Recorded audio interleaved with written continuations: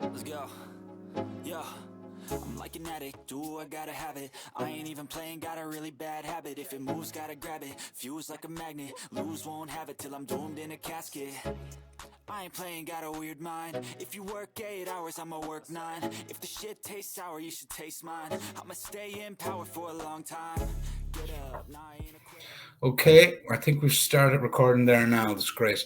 Hi, everybody. It's been a couple of weeks since I posted a video for the Scholar Gypsies. I'm delighted today to have Ewan MacKenna, journalist, broadcaster, author of 5 books, soon to be a 6th book, which we might get into in a little bit. I suppose why I'm really interested in Ewan, I've been following his writing going back many years, but I'm also been following on Twitter quite a lot, and he's one of the voices out there that has a platform and has used it to ask questions that many of us have the same questions. So we're going to get into some of the topics, some of those topics here today. So anyway, thanks for joining me, Ewan. And I suppose my first question is just to give a flavor to people that who might not be familiar with you, because you were the sports journalist of the year, I think 2012, and had nominations previous to that as well. Just a little bit about your own background and how you got into journalism way back when. Yeah, well, I'm from Athy originally, and as early as I can recall, I used to have a little book I actually still have somewhere from when I was 7 or 8 called Ewan MacKenna Sports Reports, an old blue folder rather than the odd time I look back. But when I was 16, I started in the Kildare Nationalist, covering Kildare County Football Club were going at the time, and local GAA. And I would have gone to university when I was 16, going on 17 into UCD, and I hated it. I'm, as I say, my school was kind of 300 people, segregated, mix of farmers and townies, and then to suddenly end up in Dublin, not knowing where you are, and going into lectures with 600 people. And I was kind of terrified to say boo to the person beside me, who all seemed to know each other from Wesley and Blackrock and all these places. Yeah. So terrified of telling my parents that I was going to fail college miserably, I started going and kind of doing some things in the Sunday Tribune. At a very low level, and just fell on my feet of what I always wanted to do. I loved it. I loved the culture in there because it was really open. You could come with any ideas, no matter how ludicrous, to an editor, and that was discussed. Might be accepted, might not, but you'd get your reasons for why not. And it offered a path, and always did actually, until it closed down, to a lot of journalists that people would have known later on. Matt Cooper, Vincent Brown, they were editors there. I mean, anyone who came out of the place in sport or otherwise. And that went bust after the banking collapse in 2012. And I remember looking at my rent in Dublin, and my wife was Brazilian, and I was looking at World Cup, Olympics, good weather, and she was missing her family. So emigrated in 2012 and got out of there, and haven't been home fleetingly since. And people say, well, how can you comment on Ireland when you're abroad? And I often say it gives a better view of it, in that you're not in the echo chamber locally of what people are hearing. And also, as things change gradually, I think people don't notice them. But if you're away for 6 months or a year, you come back and it hits you in the face and you go, Jesus, what happened here? So yeah, that would be me basically. It's you brought up something there, because I was reading an article that you wrote on your WordPress site. I think it was from maybe the summer of 2021, and it was just it follows that theme. You hadn't been home for quite a while, and you came back to an Ireland, in the throes of lockdown mania, or so it seemed anyway. And I wanted to get your take on coming back at that point and what you kind of understood or thought of the way we were responding to that scenario, a year and a half into it.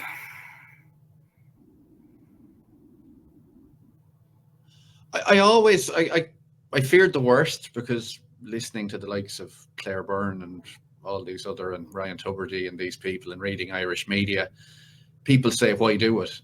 I always think it gives a good insight into where a large chunk of Irish society will be dragged. Now, the likes of me and you will say, well, that's absolute bullshit. How can people be listening to it? But there is a large part of rural Ireland, of poorer Ireland, of older Ireland, who listen to this religiously. And I couldn't believe the nonsense I'd been hearing throughout it, the lack of alternative voices, the hysteria, seeing the likes of Sam McConkey knitting masks on the Late Late Show and thinking this guy's a fucking scientist, or Luke O'Neill in a bubble and €9 meals. And then from the funny side of it, the nasty side of the segregation of people, the bullying of people, they got to a stage of, well, A, you can't go into a bar or restaurant, or B, let's take the PUP off them. And I guess I saw that stepping back into Ireland. I saw the fear of people, although they didn't see it as fear, they saw it as sense. I suppose people, what did they call it? Wall turning. When you pass someone in the street and they shift over and look into the wall, and there was a kind of a sadness in that this had become normalized. A woman passed me in the square in Athy one day wearing a welding mask. Now, I don't know, maybe she was doing some fabrication up the road, but she was an elderly woman, so I doubt it. And more, it was just to see such a grim spectacle at the time, how society had been divided, how the usual people were making money out of this and pushing it along, be it certain publicans who had an outdoor area, all these kind of things. And then I suppose to see what's coming next. I mean, everyone who was anyone who had a brain in their head, who could think ahead, would say, well, hang on a second. And I apologize, my camera's after going again here. I'll see keep going. Back on. But just anyone who was anyone could see what was going to happen next in terms of the economy. And people were kind of saying, oh, well, you know, you can't put a price on life. Or really, really struggling to get by. And then I suppose in terms of healthcare, in terms of cutbacks, in terms of inflation, and I often think compassion has a price, and that's a very sad reality now. But I mean, only some people can afford it, and often it was those who were in better climes than Athy, and I love the place. It has its faults, but often people in far better areas. Who were going, oh no, lockdown, we'll deal with the money issue later. And they were the ones with private healthcare who won't have cutbacks income. They were the ones with private schools who won't see their kids missing out in education or who are able to catch up. They'll be the ones who can pay their mortgage or probably don't have a mortgage. Those that could see it, you were just standing that when you got caught. Yeah, the few who could see it were scared to say it. Now, most people were in a trance, oblivious to how ridiculous their behavior was in that moment, never mind the consequences of it. But those who honestly, they just didn't see it worth their while because there was a mob out to get them. There was kind of the usual jibes, and not everyone can take them. And I can completely understand why some people didn't want to say it, especially when you're in the middle of it in small town Ireland or whatever else in the community. I mean, you don't want to be called far right or ratlick or well, I don't know. Yeah, I don't know where. Like, obviously, we're profoundly influenced by American political culture in terms of labeling, and and I went down the whole American politics rabbit hole in 2019, 2020, and you could see the playbooks of the media, and you could see the terminology, the sound bites, the consistent messaging. You could see what was happening there. And so then when COVID happened, I was like, oh, the same media playbook is being rolled out again, except I never thought, honestly speaking, that you'd be in Ireland where, I've heard people look. I live in Tuam, so it's similar to Athy. It's a rural town, big town, but it's rural enough. Where you're talking about people on local Facebook groups going about the far right, or somebody making a comment the far right, and this, like, I find it almost bizarre that we've got to this point so quickly. in the discourse of how we talk about things. It's almost like it's easy, you see, for people. Yeah, it's true. Well, we learn. I mean, the two great exports of America are war and culture.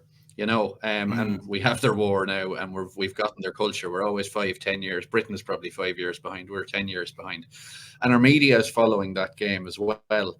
And I think in society, more and more people like to think less and less. They like to be told what they think because it's easier. And it's easier to confirm what everyone else is thinking. That's a godsend for media because they can dictate things far more and not challenge things. And I think in terms of the tropes, I mean, why would anyone, if you believe something and you've convinced yourself this is completely right, and people never like to admit they're wrong, why engage with someone who may actually prove a better debater, who may prove to have more facts, who may prove to disprove your whole outlook on the world, when you can actually cut that at the bud and go, hey, far right, hey, and the funny thing is, it's something Trump used to do very well. He used to shoot the messenger so their message never got out. And they do exactly the same thing. And others in America have done it. He was just particularly good at it. So if you can actually, and then the conversation suddenly becomes about, oh, O'Neill there, or MacKenna there, Jesus, they're far right. They've gone down the rabbit hole. You end up defending yourself from that accusation, and the whole initial conversation is lost. So it's actually a very clever playbook. It's also very easy, and it works. So I can understand from that perspective why people do it. The problem is these things always come full circle, and the people doing it now will eventually be on the wrong side of it, and will be hurt by it. When did you notice, personally speak, from a professional point of view, because you were being published 2018, 2019 in most of the mainstream newspapers in Ireland. I've read plenty of your sports stuff. When did you notice that you might have a problem, or did you notice that you might have a problem in terms of getting published in Irish papers, or am I reading too much into what might have happened? No. I was working right up until about March 2020, late March 2020 in the Irish Independent. I was a weekly columnist there. And actually one of my last columns, and it's quite funny, people say I'm stuck in my ways. One of my last columns with them was that I thought Cheltenham shouldn't go ahead. And people often throw that in my face and say, oh, well, you were 4 lockdowns. And I would say, well, I was just following the data. And the early data coming out was saying there could be a mortality rate of 8, 9, 10% if you look at Italy, Spain, and Iran. I don't think there's anything wild in that. And then when the data switched and said, well, it's actually about 0.16%, I thought we should act accordingly and proportionally. And people like to say, you can't change your mind. Well, you can. But because it was sport, a lot of us were put on, well, it was called gardening leave, payless gardening leave in my case, because I was just a columnist rather than full time. And I thought that's absolutely fine. I can completely understand that. Newspapers don't know what's coming. No sport is going to be happening. And those pages need to be given over to the biggest story in modern life. But then it just dragged on, and I'd be sending messages. And one guy in there who used to vouch for me a lot, he got back to me one day, and he'd been trying for me. And basically I was told by about August, I knew it was coming anyway, that there had been a board meeting, my name came up, and the word was I wasn't one of them. I've no idea what that means. I wouldn't even think there's anything hugely conspiratorial in it, because I've been a pain in the ass in sport for a while because lawyers had to go over my stuff, and I put a lot of work into it. It was, people might say it's controversial, but I'd say I thought proper journalism, and I think for a while maybe that had been irking them. They saw sport as something to churn out clickbait. They didn't want their lawyers having to spend hours going through my stuff, as it was needless resources. So maybe it was I wouldn't read completely into, well, that job went. But I do know since then, I have had it said to me that to get back in may not happen into mainstream media on the basis of, well, your COVID views and because of Ukraine. And very kind of what you're saying, very kind of interesting, because I would have said back, if we go back to 10 or 12 years ago, you would have said we had a cohort. If we had if we had a kind of gold standard of journalism at that point, it was probably in the sports journalism arena with the likes of Kimmage, David Walsh, yourself. There's a couple others I'm forgetting at the moment, but so this concept of he's not one of them, like, is, you know, is kind of worrying to me. But did you notice that there was a drive towards, you mentioned clickbait and sport there? Did you notice did you get a feeling that there was a lot of kind of emphasis starting to be placed on the level of clicks, engagement, all that kind of technical stats on what you were doing? Not personally on me.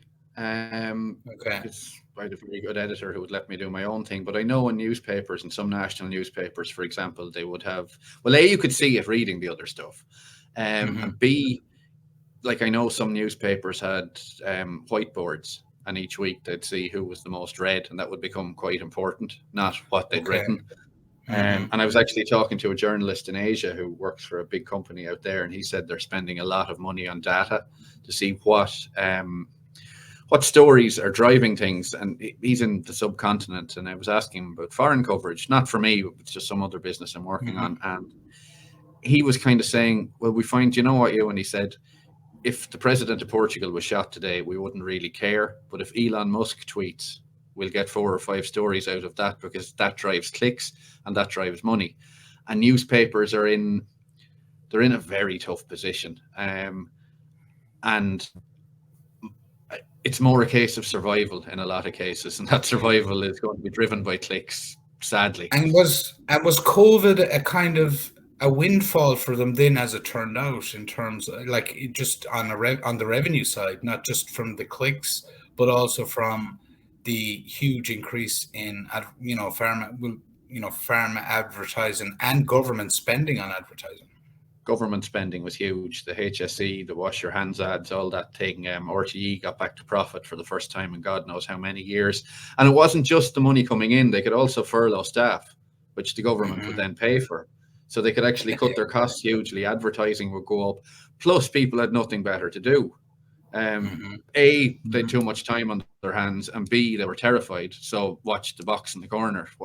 What's to be scared of next? So it was win, win, win, win, win. And it was absolutely, there was the mindset of, let's milk this for all we can. You referenced the war in Ukraine, and I can only assume that when the,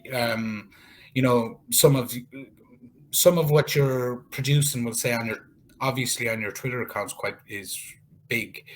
Was that the type of, like, that arena that basically you were being observed in? And I would say it's on yours, it's reasonable talking points that would have been standard practice 10 or 15 years ago from the journalist class. Well, when you see the likes of John Pilger, one of the great journalists, or John Mearsheimer, one of the great academics, being called out and put on lists by Ukraine and just being called past it, or again, to go back to right wing, it'll be pro-Putin, Kremlin shill, Kremlin talking points, all dismissed. I think Ukraine has become more of a cult than COVID even, and maybe that's recency bias, but they're both fairly recent. I've never seen anything like it. There is absolutely no nuance to be had. I've said many, many times, I think Putin is a thug. I think he's a war criminal. What Russia's done is odious. And people go, but you said something about Ukraine. And I'm trying to explain that two things can coexist as wrongs. Just no room for nuance. And it was the same with COVID. I mean, Jesus, Jerry, it was this exact. People say I'm anti-vax. I don't trust pharma. I've actually had more vaccines than most people, given I lived in the tropics for the last decade. But just because you question lockdowns, he's anti-vax. Just because you actually factually state what Ukraine did for 8 years, oh, he's pro-Putin. And the next one, if you wonder about the extent of climate change or the modelling, he's a denier. So there's no room. You're either all in on their team or you're the other flank. The middle has become the other flank. And the curious thing is, no definition of what success looks like. If you take climate, how do we decide if we've done enough, or, what does that look like? Like, there's no answer. Like, there's no answer to that, except they're asking you to be monumentally afraid of every decision you make on a personal level until some nirvana point in the future. I don't get it. And same, my issue with Ukraine, and I just want to get your take, maybe we can get into the Ukraine stuff, is that I would agree with you on Putin as, he's definitely an authoritarian figure, and war crimes and all that, we'll see what that proposes. The fact that we suddenly start talking about he's committed 10,000 war crimes, that's when you start losing people like me, because it's like, really, well, let's have a look at what everybody else has done in their wars over time, and did we hold them to the same level of account on every detail? Now, I do think he is in the enviable position, same as Xi in China, where they can take a 15 to 20-year position on things, and they know that because of our democratic systems here, sometimes they just have to wait. Like you wait out somebody like Trump till, the democratic process gets rid of him, and, continue on your way. Like, I do possibly think Putin has a longer term strategy that, people that, I'd be, even when I'm given the opposite side, I'm questioning myself. He probably has a longer term strategy in his mind about what the map of Europe might look like in 30 or 40 years time. But we're getting I suppose I'm rambling a bit here, but we're getting no reality of what's going on there. Like, I have people very close to me who think Ukraine are winning this war, or very close to winning it. When, to me, what I'm looking at is a different picture. I don't know how you see it playing out at the moment. Well, boy, that's the sad thing. A bit like COVID, what me or you think doesn't matter, because there'll be 10,000 who'll think what they're told, and then they'll put us down. And so that doesn't matter. And none of it is helping Ukrainian people whose country is being leveled to the ground, where they're living without sewage, without light, without food, without water. But we're able to sit in the West and watch some American colonel go, "Isn't this great? We'll be finished soon." We're not going to be finished anytime soon. It's a decimation. I mean, in terms of Putin can be wrong and other things can be wrong. If you want to go back, it's 15 years since Putin last warned. He said, if you keep pushing this NATO rhetoric, I will invade Ukraine. He warned them. A lot of people have warned America since. And the worst thing is they kept that rhetoric going with Ukraine. And Zelensky admitted to Fareed Zakari on CNN back in April that he was told they'd never join CNN, but to keep it going. So you're poking the bear over a lie and a lie and a lie. Then there's the EU problem. Then the fact that the West overthrow a democratic 2014. I wanted them to look at the West. And then there is the fact that his replacement, as Leaked Calls show, was selected from a short list of 3 chosen by America, one who was a neo-Nazi, by the way, who Joe Biden is close friends with. Then there is the fact, as documented by the Office of the High Commission of Human Rights, that Ukraine engaged in 8 years of endless war crimes against their own people of Russian ethnicity. Rape, torture, sexual violence, murder, anything you want is documented. I can post a link to people if they want to read it themselves. Mm-hmm. I've read over 5,000 pages. Now, the rebels on the other side were doing equally horrible things, but no one is backing them. So all of that led to this situation. That does not justify Putin invading, but him invading does not justify any of that. So we've ended up with this absolute madness now, where Zelensky can't admit he'll lose, or the far right and the actual far right, who people won't admit are far right, even though they go around with swastikas. Me and you are the far right, seemingly now, for having nuanced positions. He can't back down because the far right nationalists will kill him. America is struggling to back down because they've pumped so much money into this, and Putin can't back down because it'll look so bad and he might have an upheaval in his own country. So hubris, ego and stupidity on all sides have led to a situation much like the trenches in World War I, where the officers are sitting behind and the wealthy are sitting behind, making money from it, by the way, in this case. and the rest are being told cheer this on, cheer this on. If people really give a shit about ordinary Ukrainians, they'd want peace. Yeah, but this is what I don't not getting understand. This is what I don't understand about the Irish position, because again, this is the first war. If you think, my lifetime, the first war that the first Gulf War was the first war that made an impact on my consciousness. We'll say and then we've had the subsequent. We've had the Balkans. We've had the second one. We've had everything after 9/11. But this is the first war where it feels like Ireland, our state apparatus in Ireland wants to be part of this war. It's not a case that it's almost like they want, like we're pushing stuff that we would have never entertained on neutrality on any of the Gulf Wars. And I'd like to hear your opinions on that in terms of how you view the Irish response to the state, we'll say the government response to it. I think there's a huge push for more pro-European integration at a deeper level, at a higher level, at a larger level. That's step one. I also think there's a lot of money to be made in NATO. If you think you see the corruption that goes on in Ireland and in other countries, at a level we're able to analyse, we can look at where housing money goes. We understand how a house is built. When you start talking billions in weapons, I don't think the analysts are there to go, well, hang on a minute, where did that money, or that gun doesn't fit that. I think there's a little bit of that in it. I also think at a high level in the Irish government, there's people say they want to be best in class. I wouldn't even say that. I think they want to be one of the gang. I think there's such a surge for this pro-European, we're at the top table, we'll do well out of this. On all sides. And I think there's just this tsunami of support for it. And once the state wants it, it'll help big media push it. And again, much like COVID, it will have previously rational people screaming for a faraway war that will kill the people you're cheering for because of a boogeyman that has never done anything to us. This is what this is the element I find surprising, because I get the sense,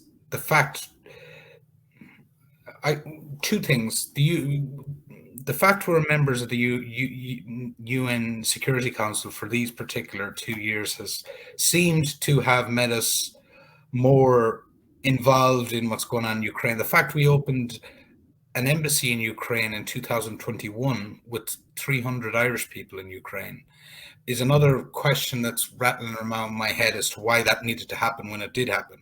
And I get a sense that the people within the European bureaucracy and states that are pushing for this tighter and tighter integration are almost at a point where they could bust the whole European project into smithereens, in terms of how they're dealing with, we'll say, take Hungary, for example. They're obviously the pariah state within the European Union now, but I get a sense there's a groundswell of people who do not like what the European Commission are doing with specific reference to Ukraine. I'd like to think that. I'd love to think that. Not that I want the European project to collapse. I'd like it to return to what it's supposed to be, more so, which was travel. I mean, it lifted an awful lot of people out of poverty. Ireland can attest to that. I think actually, just as I think about it, like with the Irish politicians, I think as well in this age, we grew up with politicians who were happy to be the big men in Ireland. But in a more globalized world, they feel like small men. It doesn't matter they've made Ireland. There's another level to get to. And I think they feel like they want to be a part of that. And they're not. They don't like the idea that, okay, we've made it to this zenith of Irish politics. No one gives a shit what you think about Ukraine. And I think they want to feel a part of that bigger issue. I would love to think that there'd be a kind of a strike across the knuckles of von der Leyen and these people who are doing terrible, terrible things to ordinary Europeans. And the cost of that is incoming. And then talking about we're all together. I just think that when apparatus, and as we saw with COVID, I think when everyone is pushing one thing, it's very hard to push back. I mean, it's me and your voices aren't going to make any bloody difference when every No. major European No. TV station is telling Joe and Josephine Soap down the road that NATO is great and we need to get in it, or Dublin will be nuked, or we have to be part of this European project or we'll be left behind. So I don't know. I think we're on that road, and me and you may kick up while we're walking it, but we're still going to walk it. Mm-hmm. And what's the sense? You spend a lot of time in Portugal, from what I gathered, is Portugal. Yes. And one of the things from your reading one of your pieces there was you were saying, because it rang true, because I can remember how Portugal was pointed to in this country as some country that had one of the harshest lockdowns, and we're not like Portugal, this kind of thing. And then I read your piece and it was like, well, actually, that's not how it was there at all. Well, I was down the local pub reading, with no mask, reading an article on the RTE website about how Portugal has gone back into lockdown. And Portugal was never really in lockdown. There was 3 months, I think, or 3.5 months at the start of 2021 that were really shit, where everything closed. But other than that, there was nothing. I mean, everything was open regardless of that. And I remember looking at a diagram of working days lost by Oxford University. And I mean, 8 or 9 countries lost none. Portugal had lost 30 and Ireland had lost 190 at this stage. And there are people who now argue, there was never lockdowns. What are you talking about? There was a few inconveniences. And there's this rewriting of history I get from people now. No, Irish media portrayed a very different view of Europe, which was quite saddening, because they wouldn't talk to people in those countries. I would happily go. I went on News Talk once, actually, and I wasn't even introduced as a journalist. I was introduced as Ewan. He's an expat. And I ended up, the great shame of it all, they say. But no. And I brought up ISAG in that, actually. And I talked about files that had been released on ISAG and blah, blah, blah. And you could tell things were getting a little bit awkward. And they put out the podcast. It was live on their lunchtime show, and they put out the podcast of that, and they'd removed that bit from it. And some people said it might be legal, until John McGurk and Gript brought it up, and it got put back in. So there was obviously no legal problem with it. So why was there this protection of these lunatics? Why was there this promotion of these absolute lunatics? And actually, to see the hypocrisy now of them bemoaning zero COVID in China across Irish media and British media is hilarious, when they were the ones who fucking gave a bandstand for this bullshit. Yeah, but it's almost like it's almost like a genuine amnesia that it's almost like the memory cycle is not much longer than a Twitter fucking news cycle in terms of what people have done in their past, very recent past, like what we would have considered the very recent past, like 2 months ago, 6 months ago, 9 months ago, in terms, because like, I'm with you on the lockdowns in China, so where and even stuff, and I'm not sure what I have no idea what your take on the migration stuff that's going on, but I look at people like People Before Profit, and they're piping up about the Chinese lockdowns. They've got a load of what you could say is their natural constituency on the streets going mental in East Wall over an issue, and they're trying to shut them down rather than represent them. Now, they mayn't agree or they're not agree. So I do get, I don't know what exactly to make of it. But have you any kind of strong feelings on, or are you close enough to what's going on here with the migration stuff that's been going on? It's an awkward one. I mean, first, what I'll say with People Before Profit is their hypocrisy actually astounds me. It's got to the point where I can't get my head around it. I just find it funny at this point. I also look at Labour, who were kind of zero Sinn Féin to a point. Social Democrats, maybe that's not their constituency so much, but it's just astounding. And I guess it's easier when you were on the wrong side and everyone else was on the wrong side, or the majority were. They'll all want to move on and blame someone else and get on to the next big thing. And I think that's a massive problem for the left in Ireland. I mean, I would consider myself an old school socialist. I'd give a shit about housing. I'd give a shit about health. I'd give a shit about working class people, not about transgender rights. Well, of course, to an extent, but it wouldn't be front and center because most people where I come from don't care. That's not their priority. And I think when your priority is a Ukraine flag in your bio or a transgender flag in your bio, I think this tends to be a virtue signaling thing from the upper middle class who want to feel good about themselves.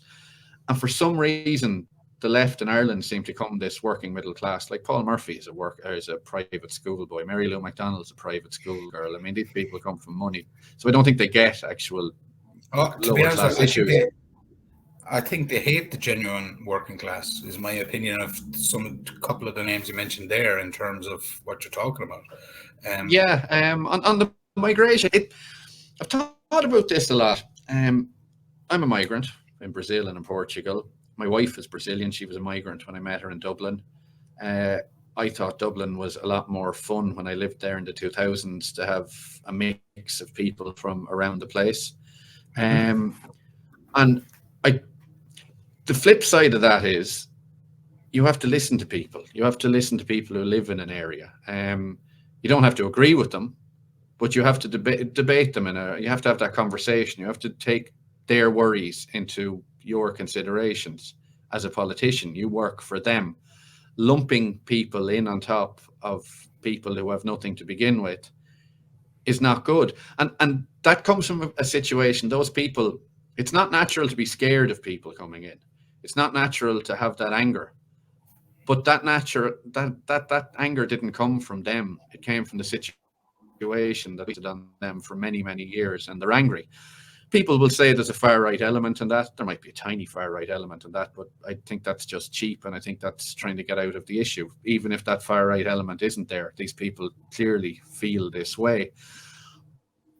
I don't know if protesting outside buildings people are coming into is the right way. I can understand why they do it.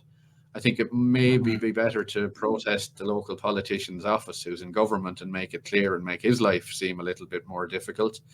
But ultimately, immigration has to be sustainable. If you start taking 20% of hotel rooms, people will say, well, the hotelier thinks this is great. But the economy has to function. If those 20% of rooms aren't going to American golfers or Europeans who are eating out and drinking out every night, then your publican in your restaurant is suffering. Then the people who work for them are suffering. The guy who sells them produce is suffering. And that drips down into the community.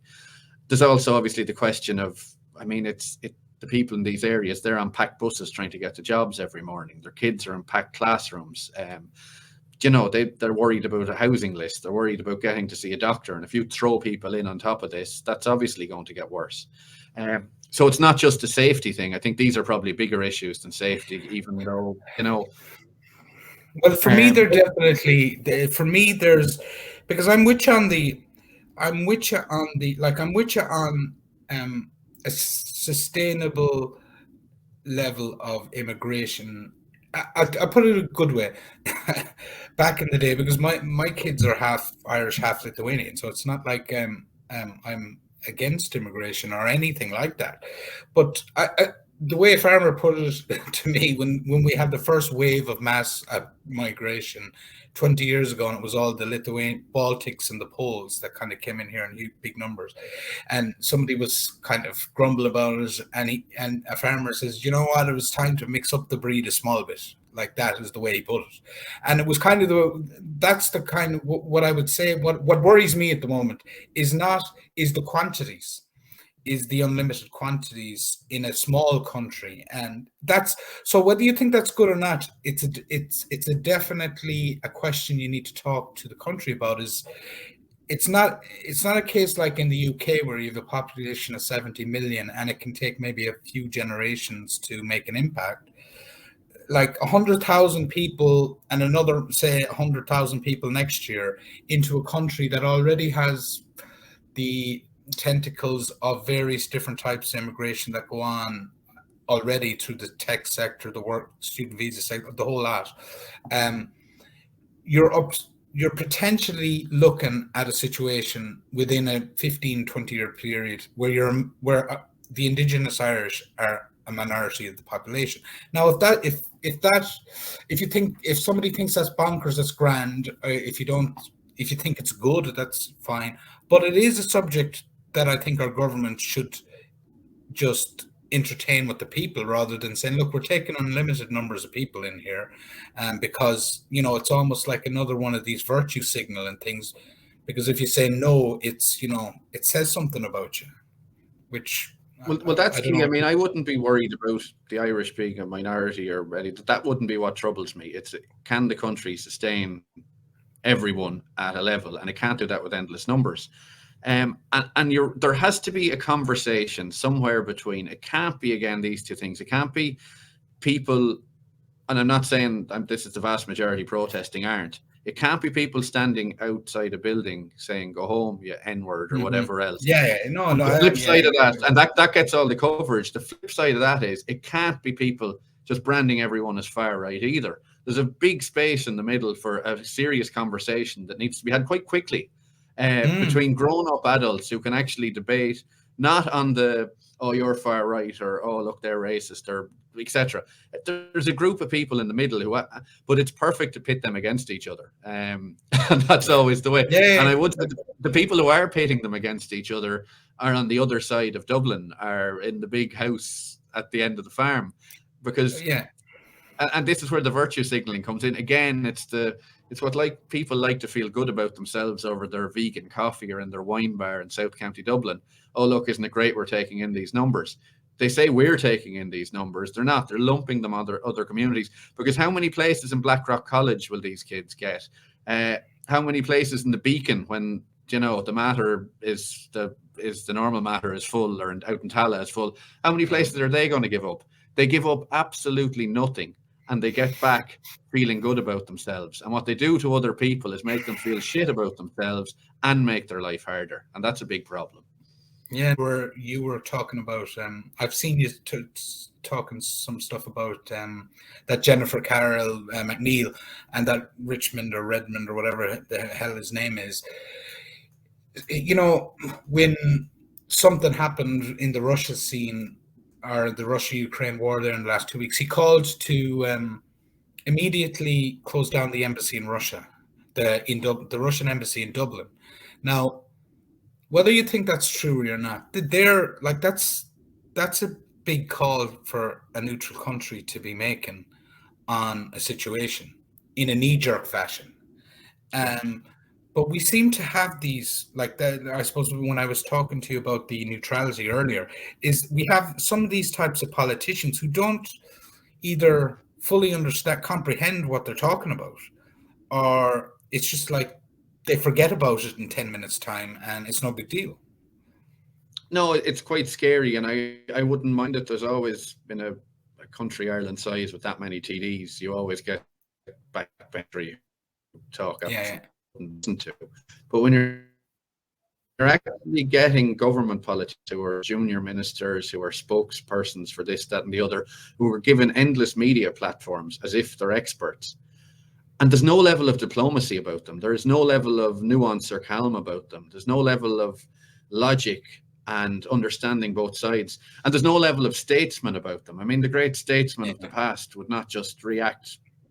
And it's something about this age, in that once people have decided this side is right, or this is the side we need to be on, it seems there's a rush to whoever can go further. To me and you, it looks absolutely ridiculous, but people are falling over themselves to make the biggest virtue signal. And politicians are doing it too, which is really bloody grim. You know, they're supposed to be the leaders intellectually and morally of society. But I suppose this is where a functioning media comes into play to expose, those characters with, you know, tough questions, whether it's in your RTEs or your news talks or in your print media. But it's almost like we're PR, like the journalistic class are like the PR department of some of these departments. Well, there's three groups in media that I'm just scribbling down as I think on the hoof here. I mean, there are those high up who are way above your reporter upstairs, who are friends with these people, number one, and they're at a very high level, a very influential level. Then you have a level of senior reporter in the newsroom, more famed faces who, have families, mortgages, no media is struggling, and think if they can cozy up to these people, and a lot of them do, they'll end up with a fancy communications job and a pension at the end of it. And then you have the third level of younger reporter coming in who aren't skeptical of everything or cynical of everything. They actually see this as an awful trait and would look down on people like me for being cranks and cynics, which I think was an important trait in journalism. And they're more interested in getting a selfie with Micheál Martin as they interview him, or they're more interested in, if there is a press conference, getting the first question in. Doesn't matter what that question is, it's that I was heard first. And it's about them, it's about putting that video up on their Instagram, it's about them growing their brand. And those three mean there's no responsibility held. Yeah, and that's a question I wanted to ask you, because I phrase this not as I don't mean as an insult or a lack of intellectual thing, but I always look at the journalism as almost a trade as opposed to, a master's level pursuit, to be kind of. Yeah, it's a skill set. I mean, it's one of those things. I mean, my mum is an artist, and she's an art teacher as well, or was, and I often wonder, can you teach art? I often wonder, can you teach writing? I see these writing workshops. I think journalism kind of falls into that as well, because it's not about being a brilliant academic. It's not about those usual traits that get you places in other businesses. I mean, it's about A, doing dogs of research. B, it's about being sociable enough to know the right people to get the right stories. And C, it's about being gruff enough and having a pair of balls to annoy people in power. I mean, the whole point of journalism is about holding power to account. But that doesn't seem to happen anymore. No, that's I'm totally with you there on that point, because that for me is where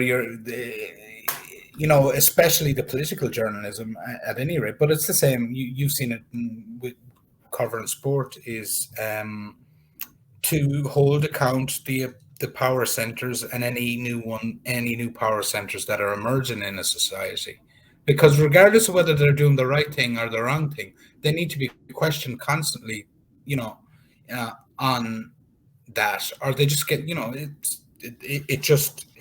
it just as day follows night, power corrupts people. And, if you're not getting the questions, you're not constantly rigorously trying to ensure you're doing the right things. So we've definitely seen a lack of that over the last 3 years, noticeably anyway. Well, just a small microcosm of that. I mean, when I started out, we were always told never to accept a freebie. Now I see tweets by journalists, oh, Pizza Hut just sent us over, blah, blah, blah, for the long night ahead. I mean, that would have been unthinkable when I started. That was an absolute no-no, but it goes back to, it's more become about the profile of the person rather than the importance of the story. And I see this with young journalists in particular. Whatever they're covering, they think that's the story in the world. Therefore, they have to amp it up. They have to get out of proportion. They have to go into hyperbole, because then, I'll get on the news, interviewed on Claire Byrne or whatever. Not every fucking story is the biggest story ever. Some stories are mundane. That's fine. Yeah. And a lot of them, especially the youngers, I follow most of the young, what I consider youngers in their early 30s, will say. They're a victim of their personal social media follow. Like I didn't grow up in an era where journalists you didn't really know who, even the better journalists, you didn't really know. You might read their stuff, but you didn't know visually who they were. But an awful lot of the younger, especially the younger ones, they don't seem to be able to handle the fact that they have massive personal followings, and in comparison to an ordinary person, 20, 30, 40,000 followers on Twitter. They almost become a victim of whatever the mob that's following them are about, to a degree. Now, it takes a certain type of character, and you're one of them, because I've seen you get into it with people that kind of say, start questioning you, that follow you. But I get a very sense that a lot of the younger ones are writing to their personal following, as opposed to, and that kind of ties in with the activism. And they've a very thin skin in that you see some journalists who will come out and go, oh, did you see this tweet? Someone abused me, or I'll have to get litigious with that, or I'm seeing a bloody psychologist about this, and it's me again. And I mean, fuck's sake, give us a break. Someone said something mean about you. Grow up. You're supposed to have a thick skin as a journalist, you know? And I'm wondering how poor these people are professionally and at press conferences and interviews. If they get upset by some comment from a random person on Twitter, how are they ever going to challenge power?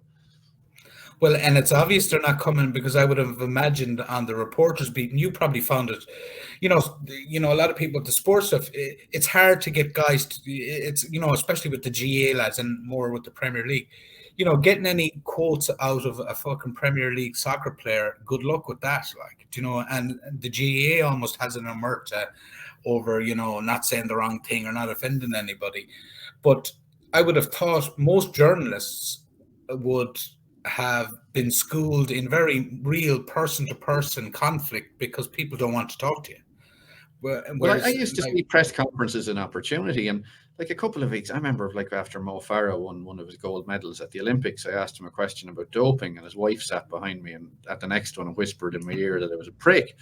And I remember like after Brazil won the Copa America, Bolsonaro was out on the beach with the trophy, and I asked Chichi, their manager, at the press conference afterwards about what it was like to have this fascist or so-called fascist or whatever with these beliefs hijacking his moment, and it nearly caused a riot. But people come up to you and they go, oh, did you see MacKenna said this, MacKenna said that, well done, that's great journalism. No, that's the basics of journalism. Everyone should be asking these bloody questions at a press conference, regardless of what side of the divide you're on. If you believe something different, ask about that. It shouldn't be like in sports terms, it shouldn't be, oh, talk me through that goal. We've all seen the bloody goal. And that's the sad part too, because like I have to say, I'm a bit not to personalize it, but I like Ireland had a record of being at the fucking tip of the sword of asking tough questions with the likes of Kimmich and Dave Walsh and that kind of stuff. And I have to say, I'm a bit if I have to read another Rory McIlroy interview out of Paul, I would fucking, you know, retire. But I like, and I'm saying that a bit for you like, might get a Porry Carrington interview. Yeah, Porry Carrington. But like, and don't get me wrong, I fully understand what that man went through and the things he had to go through professionally and what it cost him. So I've no like I'm not saying that as a non-fan. I'm a big fan of him, but I have to say I'm a bit disappointed with some of those sports journalists, because they know I know they're not afraid to ask questions because it's in their fucking past. But yet on this subject, you know, they haven't had much to say on it. Yeah, I think people wind down, I guess, you know, when you've had careers like that. Yeah. But I'd be more worried about it in political journalists, because sport was always, as much as we took it seriously and tried to ask the hard questions, it was always known in the rest of the newsroom as the play area. Because people in other areas in politics and in business were actually asking serious questions of people, but that stopped, and that would worry me a lot more. I mean, I watched a lot of those. Did you notice it in the newsroom? Did you notice a change in, you know, the newsroom when you were? Was there a point when you said you saw things changing? Do you know what? When you're in that atmosphere, it's really hard to. I guess it's hard to step back and see what's happening. You kind of get caught up in this thing. You kind of get, well, everyone here is right. We're better than you. And you do get this sense of moral superiority. And you do think everyone who's in your newspaper must be writing the right thing. And you stop questioning it to an extent. So I can see how that happens. I mean, when I look back at some of the stuff I would have kind of believed completely. I mean, I would have, and I look back after COVID now, and even if I still agree with that standpoint, I think I was quite dismissive of other people's views. Stuff like abortion, and I'd be very much pro-abortion. Jeez, if I had my way, there's people in their 60s I'd be aborting at this stage, who I don't like. But while I would absolutely be for it, no doubt, when I look back, everyone was on this rush of we're better than you, we're of this moral superiority. And even though I agree with it, that doesn't mean someone on the other side is wrong or wants to hurt women, or and I don't think I gave enough credence and time to understanding other people's views. Mightn't change my view, but they're perfectly entitled to that, and that doesn't make them bad or evil or wrong either. But when you're in that newsroom environment, you do get a kind of a superiority complex. You do think, I'm a journalist, that's a very important job, and this newspaper must be right. And you go to the pub after putting the paper to bed on a Saturday night, and you kind of think, as if your job has been more important than everyone else in there having a pint after the end of a long day.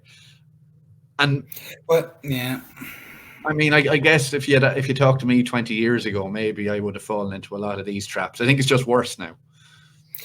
Yeah, no, and like the one you raised there is a good one, the abortion referendum, because I know one or two people who would have been freelance journalists that tried to publish the counter-narrative story, and it was basically this is how it would be put to me, is that newsrooms had their decision made on what the right and the wrong answer there was, and behaved accordingly. So you could argue that it was a bit of a template for what might come to pass now in the COVID era, where it was now. And when you made the point there about being early, that shows, like, that said to me, because you're 100% right.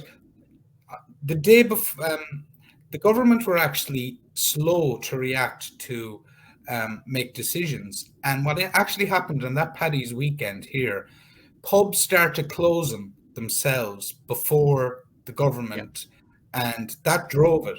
So that always says to me, the people know instinctively when to be afraid and when not to be afraid. Like, they'll instinctively try to do the right thing.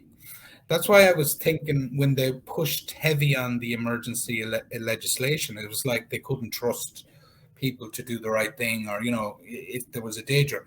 It was pretty clear, and I think you changed. To be fair to you, I think you kind of, when you figured out the data, you changed and were vocal about what should happen.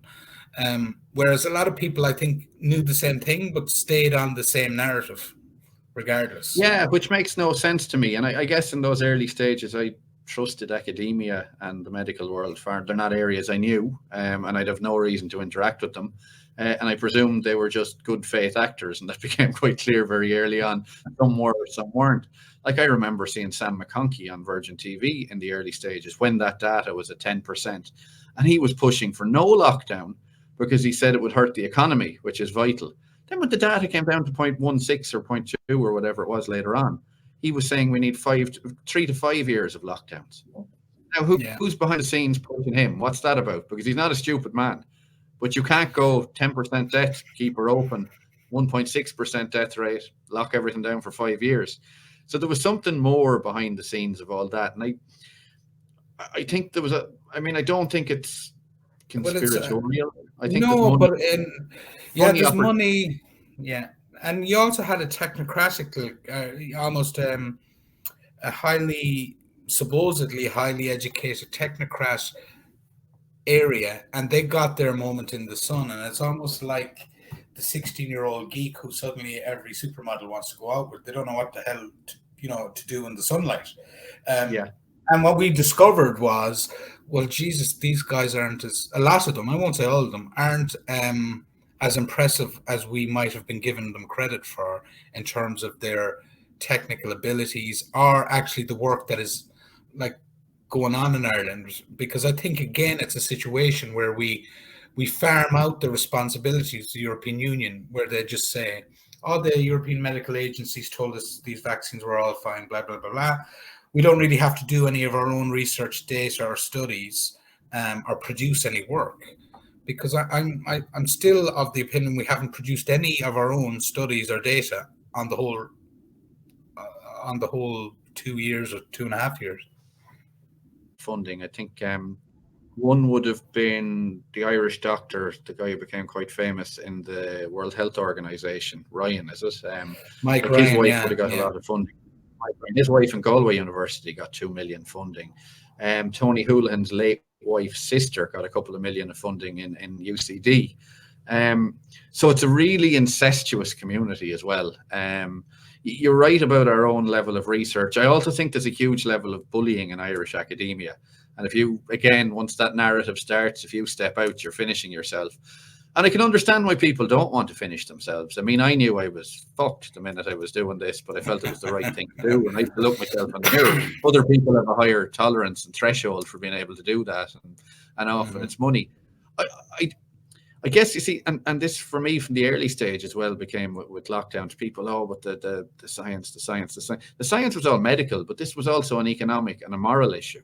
Now, the economic issue we're beginning to see unfold. That's going to take years and years to work itself out. The moral issue and the societal issue of that is, well, if people are so easily spooked and we can remove rights so easily, what next?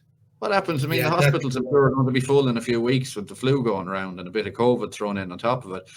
Not solely because of that, because they're full every bloody Christmas. Do we lock down again? Why not? Well, because there was no number. There was no, well, if we reach this number, we have to lock down. It's on a whim. So what right is 100% at that point? And that was the whole, like, obviously, I was adamantly against the whole vaccine passport era, anything to do with that. But this time last year, if we go back to this time last year, when it was we were in the throes of the fucking psychology of where people were at their worst. Let's put it that way. You had a situation where we were basically being told that we couldn't. Our freedom was a function of how well our health service was able to run, in terms of which is completely bonkers. Like, it's completely lunacy. So you're sorry, I'm going to, that seems to be gone mad. I'll try and get it back in a bit of focus. No, it's going again. But no, it was. I mean, and it's one of the best funded health services on earth. That's the annoying thing about it. So other people not being able to do their job controls your life. It's just astounding what was done. Yeah. Sorry, go ahead. I suppose just to follow on, they developed a comfort with that power in terms of it almost being an automatic right, and you're almost seeing it again now. I know this stuff like this; these are small decisions, but even stuff as small as Donnelly coming out saying that everybody's an organ donor now, but you have you can opt out, as opposed to that. Yeah, that wouldn't bother me so much. Although I laughed, I thought he was going to be live organ donating like Monty Python back in the day. I know, but when I look at that, it's a fundamental. Like, I support organ donation. Like, I would like more people to donate organs, but when I see how this behavior transpires over time, is that big. The worry in my head is, there's Ewan. Ewan's 78 now. He does have a fucking liver that's in tip-top shape. And the wrong organ you're picking for me. But it becomes almost a kind of again, not a game, but you're getting into areas there where the state, without whether they mean this or not, that my issue is that you're getting into an area of what's yours and what isn't yours, and if your body parts aren't yours, would be my contention.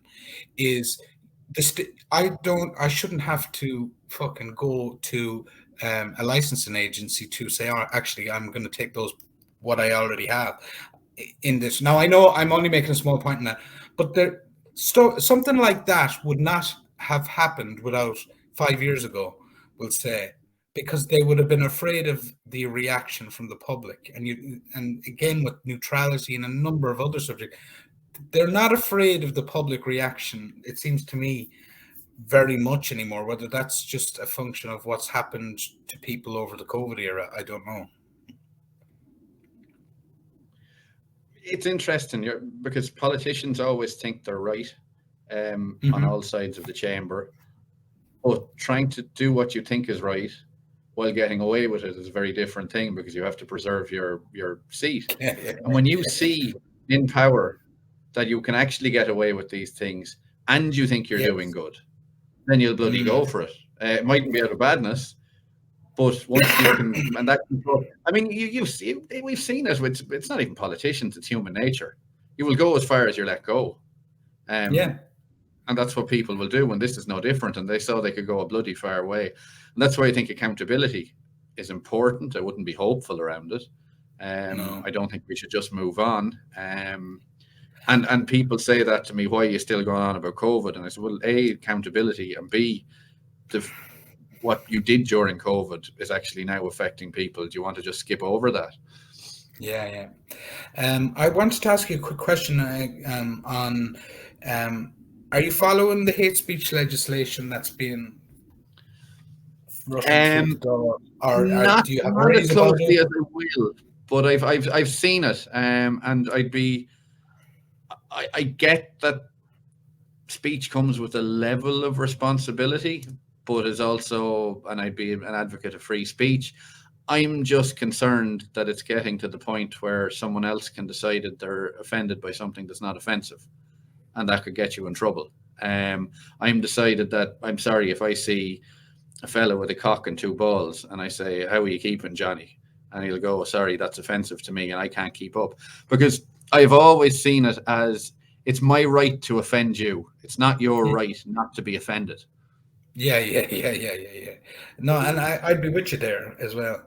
And the other thing I think on that is because one of the things that worried me is that we had that, the East Wall, what's happening in the East Wall is interesting because it was, in a sense, a spontaneous reaction. Now, as to whether there was whether there's elements at the fringes of that trying to kind of coax it along, you can make an argument, maybe. But what interested me on that was, it seemed to me a spontaneous thing from the people, whether they reacted right or wrong. But the response of government was very interesting because you had a Minister Brown from the state, Minister of State from the Justice Department, interviewed in RT, say that here was a place where basically we could use hate. This is why we're bringing in hate speech legislation. Now, to me, that's a protest. And I do not know in what capacity you could come out into your head that would be something that you could blanket apply hate speech laws to and go arresting people, confiscating their mobile phones and devices and that kind of stuff. That's where I worry about the motivations of why some people are bringing it in, because I don't think any of us wants lunatics, using racial slurs or religious slurs or any of that stuff.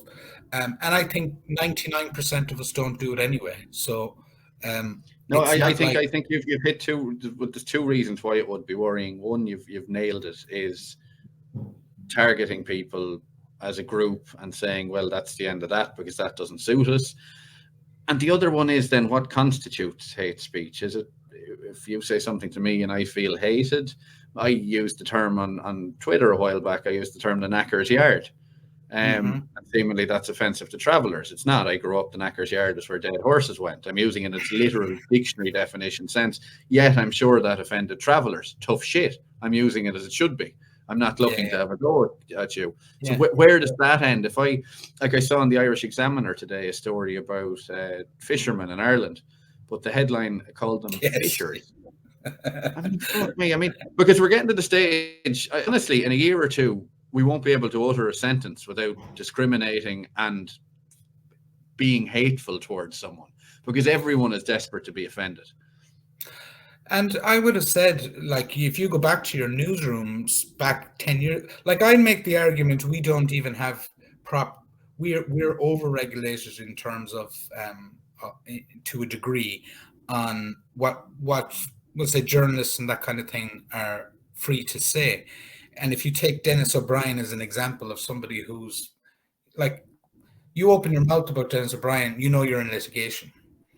And there's a certain self-censorship that comes in then in terms of most people can't afford to go to the high court to X, Y, or Z, defend, especially we'll say somebody like me or somebody that's an independent. And when you compare that to what you can say in the likes of the United States on a podcast or stuff that comes out there, and in the method that their opinions are protected, and it's not generally something people get sued on a lot over there.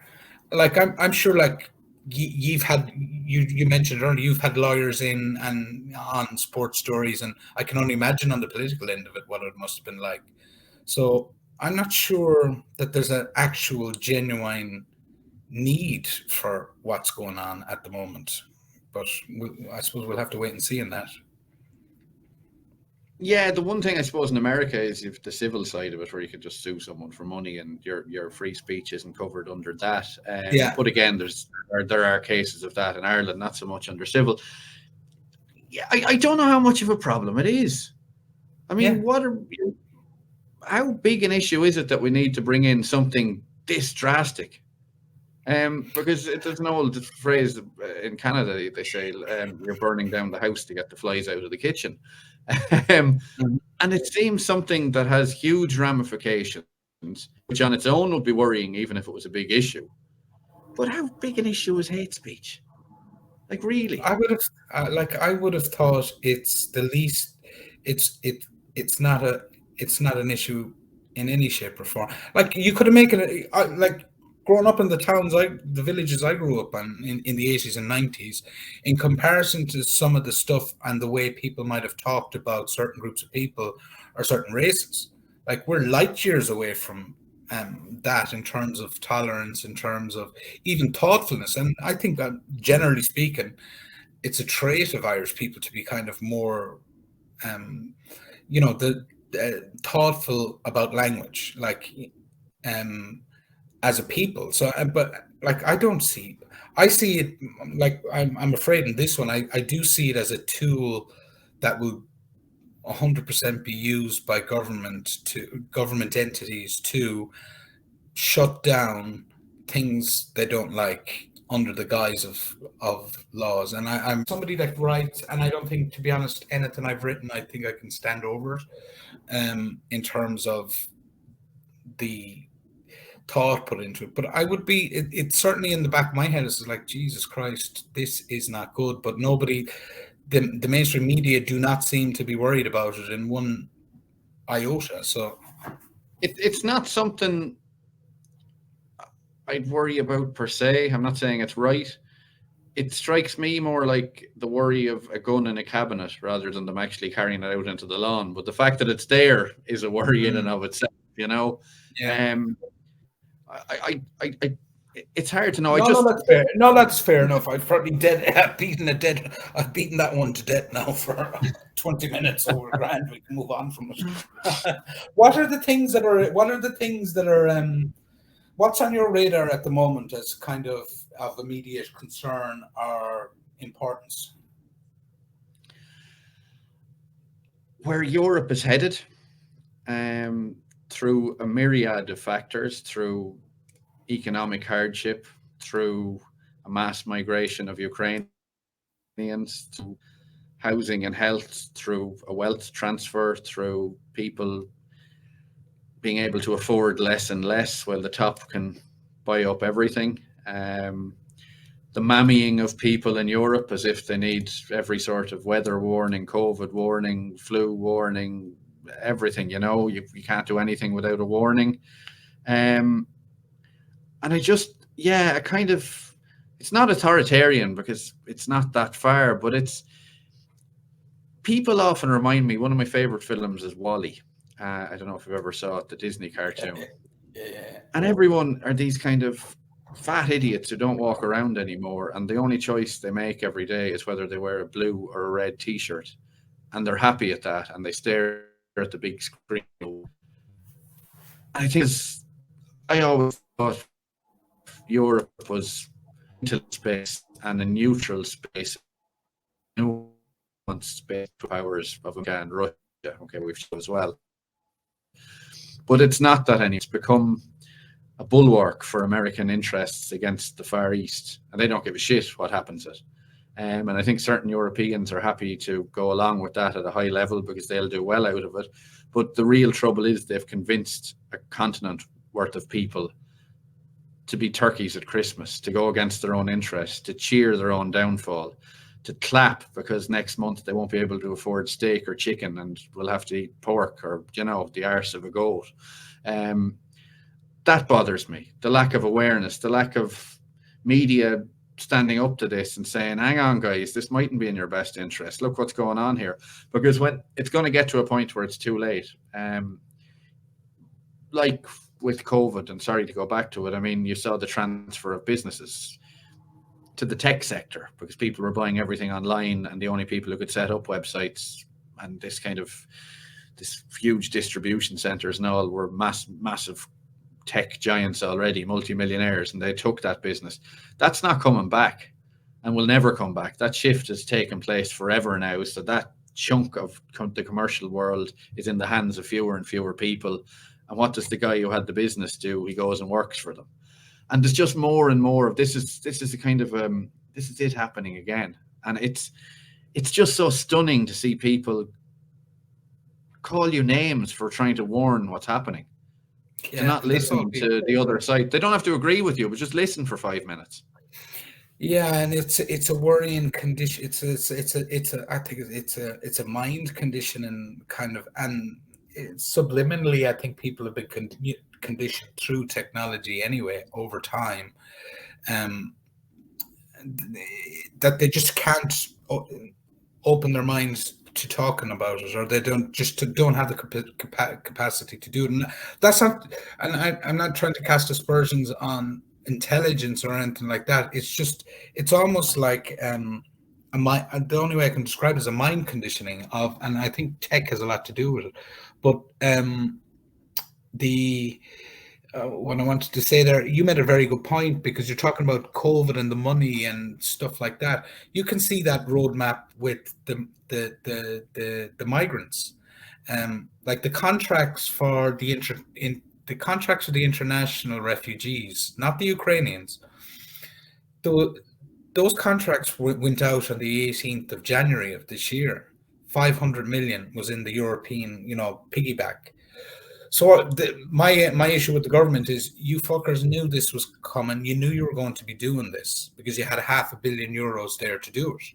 And this is just on the internet. This is just on the guys, will say, that have showed up in East Wall.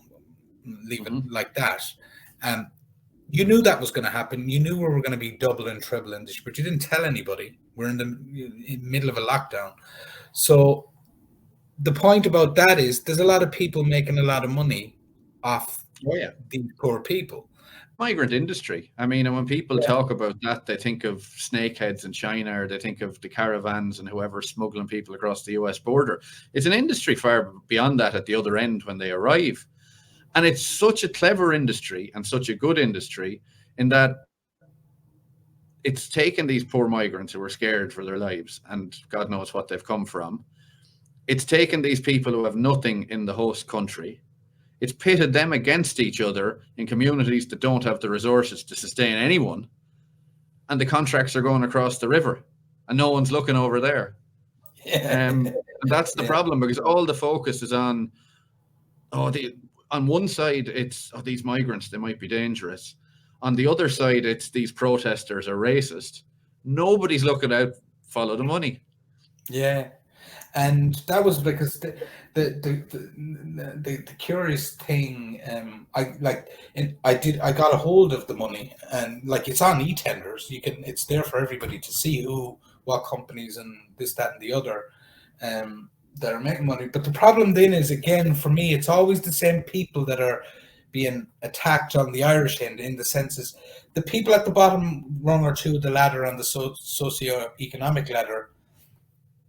They already have it hard enough trying to fucking, whether it's go from a rented house to buying their own house, getting a good job, whatever it might be.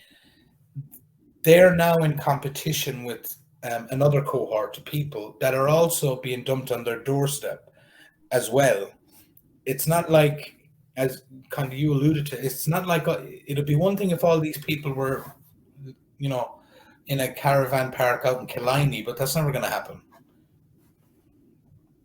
Mm-hmm. Well, that's it, and And I guess the problem, Jerry, as well is then, and I wish it wouldn't happen, and it's not the protesters' fault, and it's not anyone else's fault.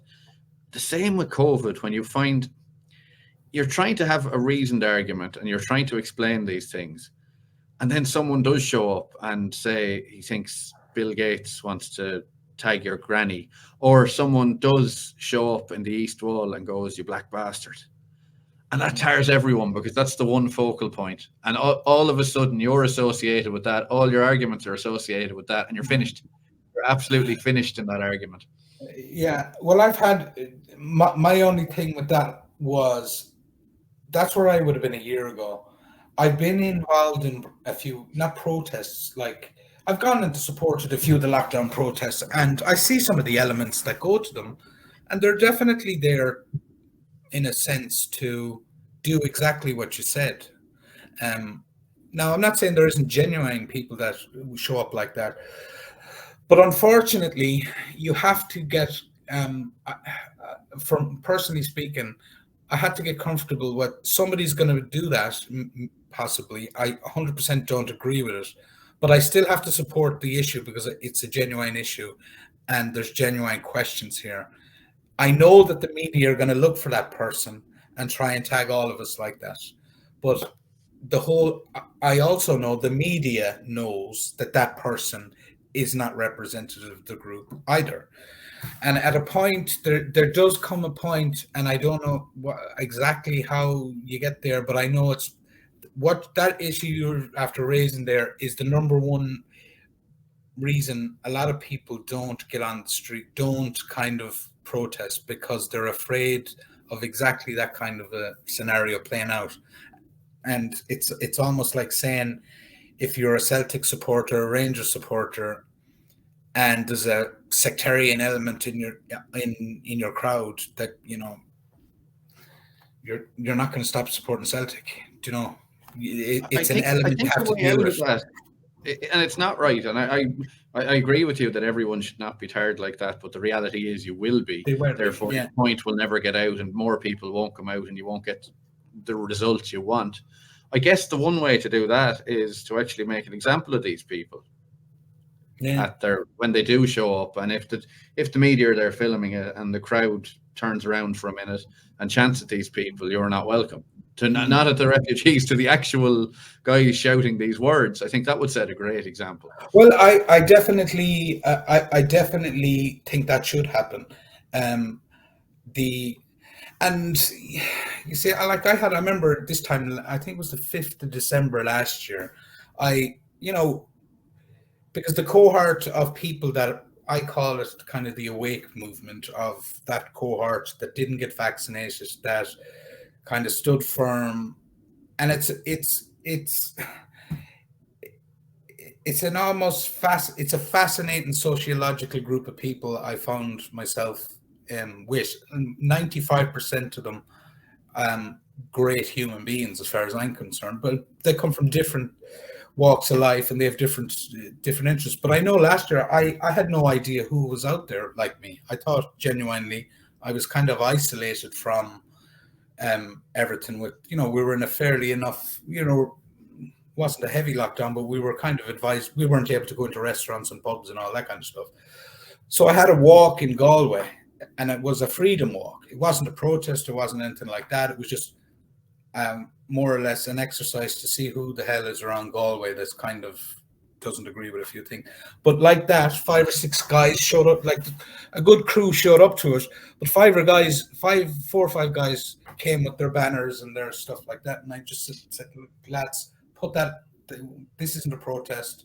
Put it in the boot of your car. You're more than welcome to come along. But this is like, we're going for a walk out to Mutton Island.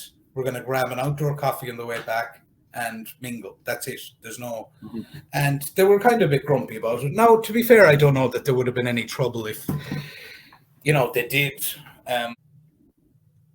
Yeah, and I'm not sure it shouldn't be people's responsibility, because that's their views. They've nothing to do with you. But if you want to get your point across, like I remember the big march in Dublin, seeing it on TV, and those couriers who came along and shot fireworks at the Gardaí. And I knew the minute that happened, anyone who was there, the whole meaning of the protest is gone because this is going to be the headline.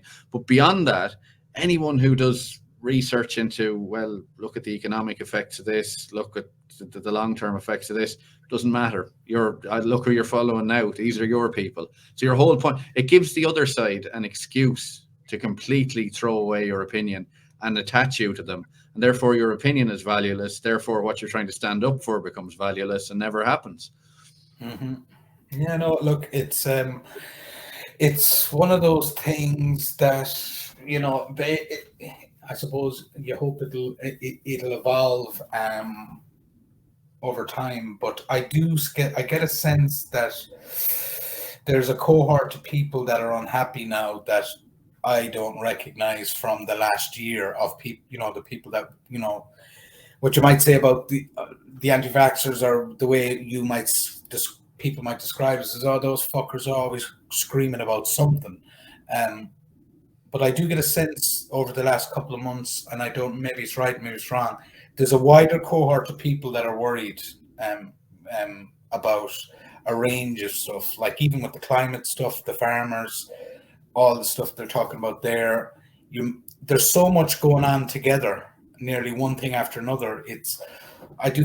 I don't know how you feel on it, but I feel there's a sense, there's a rise in anxiety in the general population that is possibly the government aren't aware of how much of a problem that might be.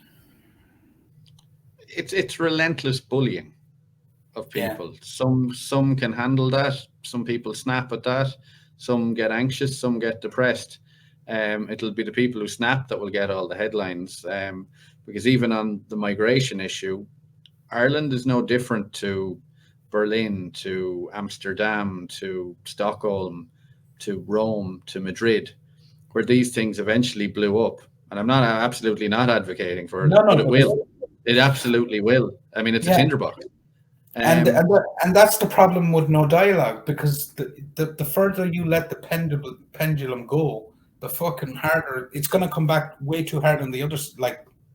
Personally, that's why I am an advocate for talking things out and teasing things out.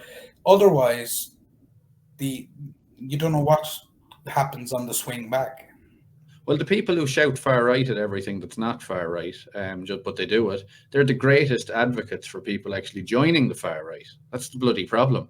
They actually make people so hopeless. Why do people go to extremes? They're scared, they're hopeless, they feel bullied, they're worried, they feel no connection, people are picking on them, they go to extremism.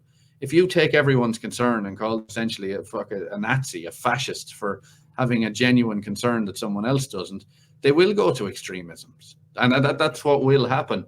But it is a relentless bullying of people.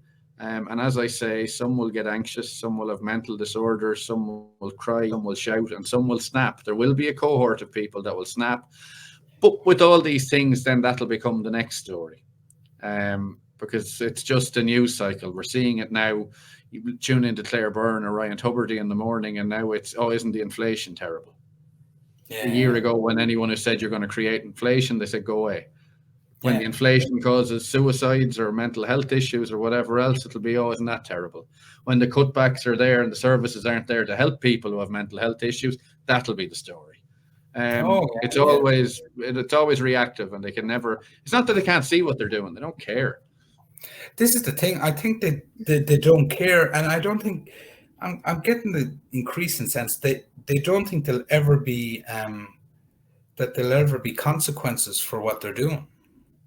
Now, maybe they're right about that, but I tend to think there will be consequences for this period of time overall, whether it happens tomorrow or whether it happens in 5 years' time or 10 years' time. I think there's been too much that went wrong for there not to be. I'd hope so. As I say, I hope there's accountability consequences. I just don't think enough people see it as going wrong. I think people see this now as the natural consequence of being saved. It's a small hit in the minority, to be honest, Jerry. I think a lot of people don't think there is a need for accountability or there is a need for consequences. I think a large chunk of society thinks, okay, we're paying a little bit extra, but isn't it better than being dead? Now, thank God for those academics and those medics. Thank God for the government cool heads. And thank God for the media who gave their message that saved their lives. And I think they're just, this is coins for the dollars that were given to them over the last few years. Yeah, like that is the, that's the current, more or less the current state of play. But I suppose the thing that says to me is what happens when the money tap runs out, and I mean either runs out or inflates itself out of existence. Like I definitely think there is some sort of a financial tsunami occurring. How soon that comes, I don't know, but I would say there's definitely this idea that we could have printed ourselves out of trouble is a fallacy, and that we're going to work ourselves out of it in a kind of a corrective manner over 2 or 3 things. I don't believe that either, but maybe I'm wrong about that. But I get a sense that if the money taps stop, a lot of people will fucking wake up pretty quickly in terms of but that. I think the financial disaster is beginning with inflation. I think it's going to be absolutely massive. But I think those who've caused it have already their perfect ready-made excuse: Putin.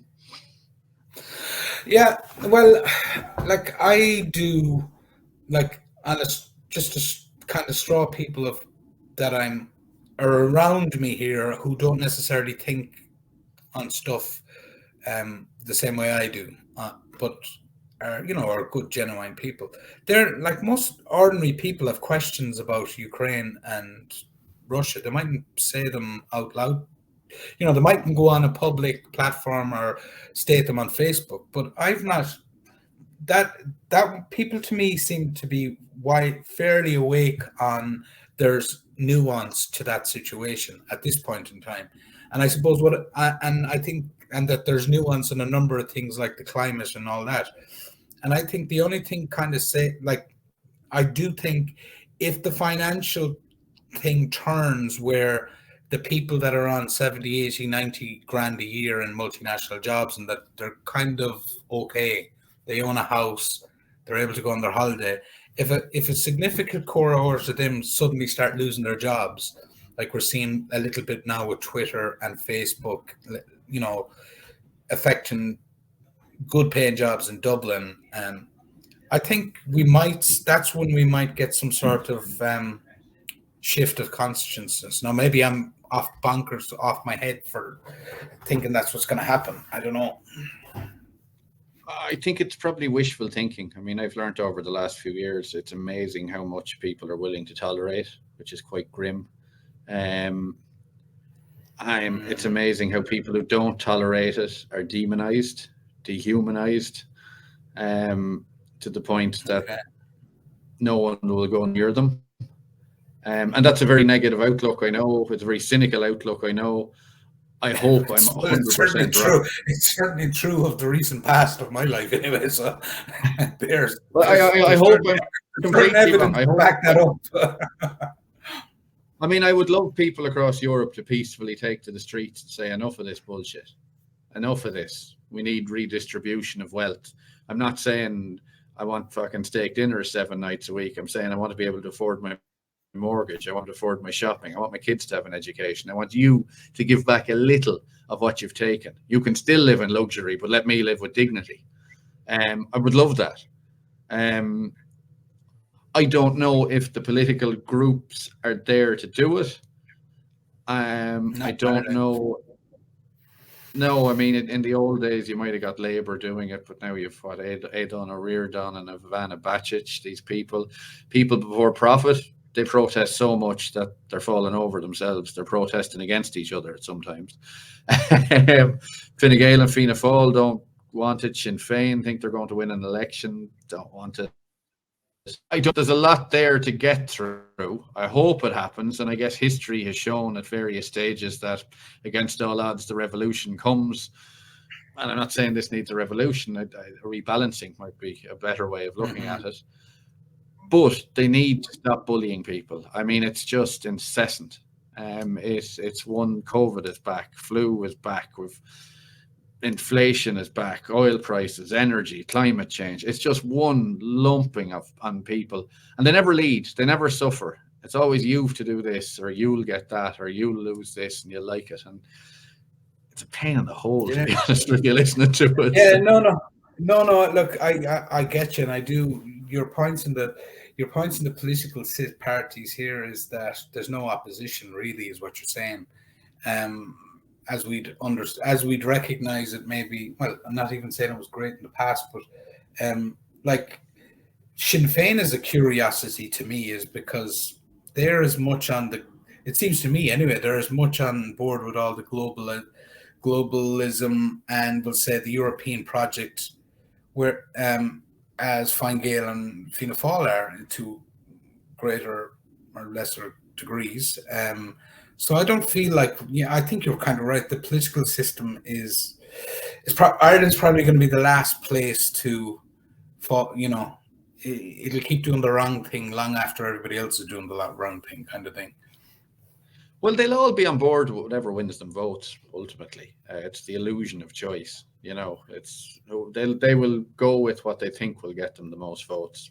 Mm-hmm. They will go against their own manifestos. They always have. They always will. I don't think Sinn Féin actually represent anything other than sitting on the fence and seeing which way the wind blows. And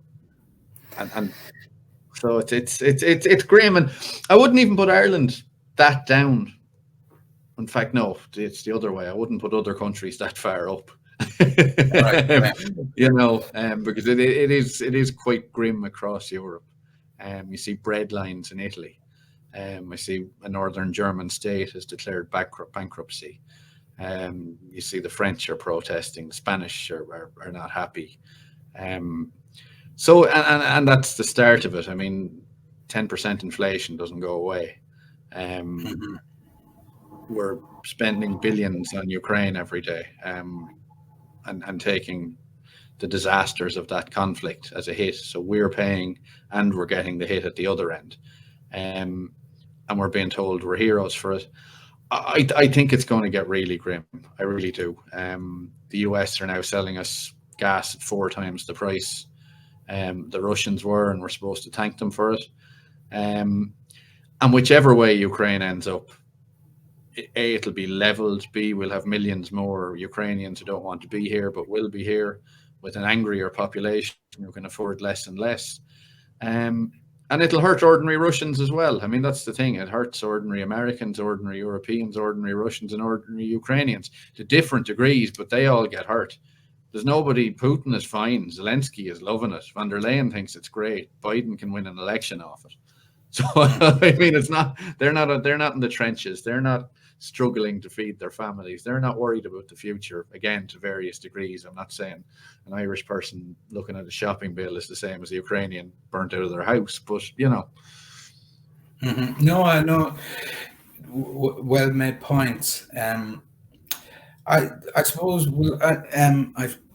I've one more question, I suppose, because we've been rocking and rolling here for an hour and 40. Just to what you brought up on Labour, and as somebody that might have naturally been a Labour voter, what did you make of the election of Ivana Bacik? And did you see it was a throw towards progressivism, or how did you view her, or how do you view the Labour Party at the moment? I think she was the end of Labour. And I say that as someone who worked for Jack Wall in the early 2000s, very briefly, in the Dáil when he was TD for South Kildare. I used to do some work with him in there. I think she completely defines what Labour has become, what it wants to be, what it thinks it'll work, and how out of touch it is.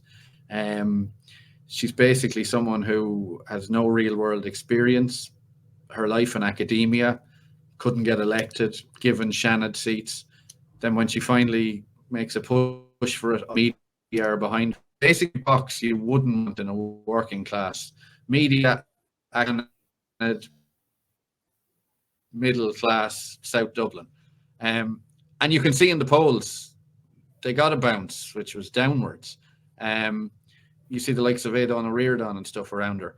I think Labour are now a preachy, middle-class, progressive party who think they know better than you, wonder why people don't want to vote for them, look down on those that won't vote for them, and represent absolutely nothing. I suppose just a quick follow-up from based on what you're saying there, and I suppose it's something we probably should have raised earlier. There's obviously, or do you see that there is a gap in the market for a political entity to emerge, or not? It's hard because it's such a. There should be. The likes of Aintu are trying, and the fact they're getting between 2% and 4% in polls is very impressive.